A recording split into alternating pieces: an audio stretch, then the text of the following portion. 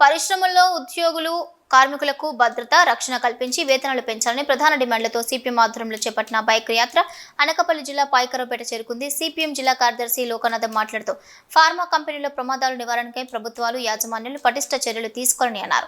ప్రమాదాల్లో మృతి చెందిన కార్మికుల కుటుంబాలను కంపెనీలను యాజమాన్యం ఆదుకోవాలని కోరారు.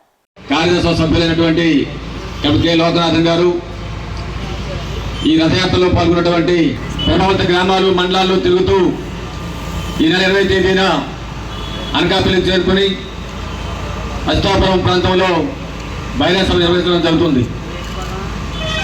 ఆ బహిరంగ సభలో సిపిఎం పార్టీ రాష్ట్ర కార్యదర్శి వి శ్రీనివాసరావు గారు పాల్గొంటారు. ఎందుకని సిపిఎం పార్టీ ఈ రక్షణ యాత్ర చేపట్టింది? ఈరోజు పరిశ్రమలు వస్తే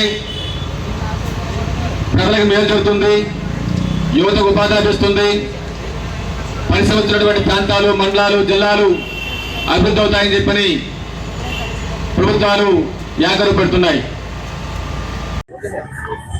ఫార్మా సజ్జ కార్మికులకి ప్రజలకి భద్రత కల్పించాలని సిపిఎం పార్టీ 5 రోజుల పాటు యాత్ర నిర్వహిస్తూ ఉన్నాం. మనందరికీ తెలుసు, ఇటీవల కాలంలో ఫార్మా కంపెనీలో విపరీతమైన పేలుళ్లు జరుగుతూ ఉన్నాయి.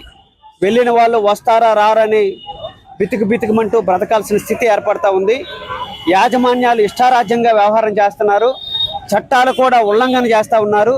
దీనికి కేంద్ర రాష్ట్ర ప్రభుత్వాలు కనీసం చర్యలు తీసుకోకుండా వాళ్ళ మీద క్రిమినల్ చర్యలు చేపట్టకుండా వ్యవహారం చేస్తూ ఉన్నారు. దీనికి ప్రధాన కారణం ఏంటంటే అధికార ప్రతిపక్ష పార్టీలకి యాజమాన్యాలు కొమ్ము కాసే ప్రయత్నం చేస్తున్నారు తప్ప చట్టాలని అమలు చేసే స్థితిలో లేరు. ఇటీవల కాలంలో ఎసెన్షియా ఫార్మాలో దాదాపు 17 మంది చనిపోయారు, అట్లాగే 35 మంది క్షతగాతులయ్యారు. ఆ పరిశ్రమ